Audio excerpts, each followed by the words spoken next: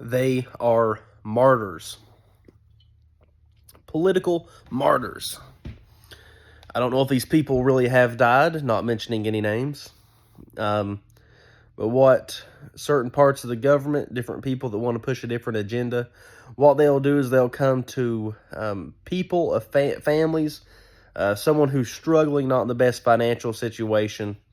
Maybe they have a lot of debts. Maybe they live in a poor area. Maybe they're going through some hard times. Um, and what they'll do is they'll offer these people, hey, if you do this, we'll give your family money. We will give you money. We will give you somewhere to stay. Now, what they probably do with these people, they probably don't kill them. They probably use like some sort of double, or they put them in a situation to make it look like that they're dead. That's why a lot of these autopsy reports are so hard to get a hold of, and there's so much controversy around them. They probably keep them in some like U.S. territory, like somewhere around the Bahamas, Philippines, Guam, somewhere along those lines. Um, they might do some sort of facial reconstruction surgery, some sort of plastic surgery. Put them somewhere to where that probably not, the mainstream of American news probably isn't the number one channel they go to, like CNN, Fox, MSNBC, ABC. All these things are not number one. But what they'll do is they'll come to these families and offer them something, and then they'll carry out the plan. They'll carry out the plan. They will die and become martyrs for their agenda, and they'll push their agenda. And people will stand behind it and believe that these people are actually dead or these people actually suffered, when really they're just there to be political martyrs for the cause of whomever. Let me pop my neck. That's what they do. It's happened several times, especially within the last 15 years. It's happened so many times. So many times. Um, it's almost to the point of where I'm surprised that a lot of other people really don't see it. It's quite obvious. I mean, it really is. Um, it's just like in the movies. And that's the reason why they do it. You see these things in the movies. You see someone get killed. You see someone get axed. I know there's something like get saying killed and all that stuff on YouTube and TikTok. But you see someone get killed and die, and then you're like, there's no way they died from that. There's no way they died from that. And then later they come back in the movie or a next movie or a sequel or something like that. Like, oh no, all this other stuff. It's the same way. If you notice a lot of these things that have gone on, these people really aren't dead. I mean, you can obviously look and see they're really not dead. You can see them move. And I know that when people die, they're kind of like snakes. They have little twitches and everything for a little bit, but it's obvious they do it to push their agenda. It's happened a lot here lately.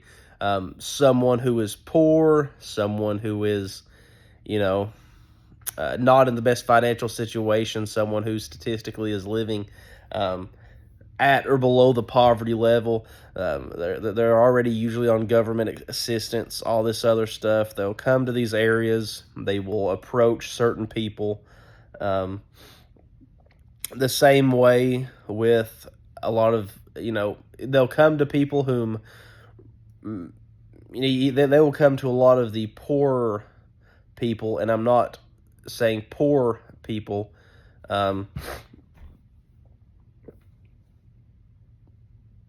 towards any type of race. I'm saying it simply on the financial status of the person. But they'll also come to depressed people, people who are prone to violence, people who are suicidal, people who are on suicide watch, people who have a history of depression, and they will come to them as well and offer them basically the same deal. We can cure your depression, or we can take you somewhere to where you're away from people because you don't like being around people. People make you feel a certain type of way. So we're going to take you away from people, and you can basically live however you like. You can live in what most Americans think is a third world country, but really is a first world country once you really sit there and see how it is. Um, you know, and you can just live. You can live. All expenses paid for. Will get you a credit card that basically has no limit. You get a new visa. You probably don't even get a visa. What no? If you don't even get a visa. A new name. Uh, you can change your looks to a certain extent, or maybe if it's a big enough act that you can change your looks however you would like. And then you just go and live. You start a whole new life. For a lot of these people, they're single. If you ever notice that, a lot of these people are single. Or if they have some sort of significant other, usually this some sort of significant other is in the same boat as them financially or mentally. So they just go and live. And if you look at these families afterwards, these families turn into millionaires. These families go from being on food stamps. These families go from struggling, driving a broken down Honda Civic. Well, I take that back. There's never a broken down Honda Civic. It might not look the best, but it is what it is. They go from driving a Honda Civic, some sort of old rusted out Saab or something like that, and then now they're driving Lambos. Now they're driving brand new Lincolns, Lexuses, Mercedes, Infinities. They're driving all new vehicles, new apparel, new places to live. These people go from nothing to everything overnight. And a lot of it isn't because of the GoFundMe stuff either. A lot of it isn't because the people feel sorry for these families, and they're like, oh, they had a very troubled child. It must be hard for them, so I'm going to help them out. The family didn't have anything to do with it, so on and so forth. They got us all tricked. They've got us all where they want us. A little bit of hope is beneficial. A lot of hope is dangerous.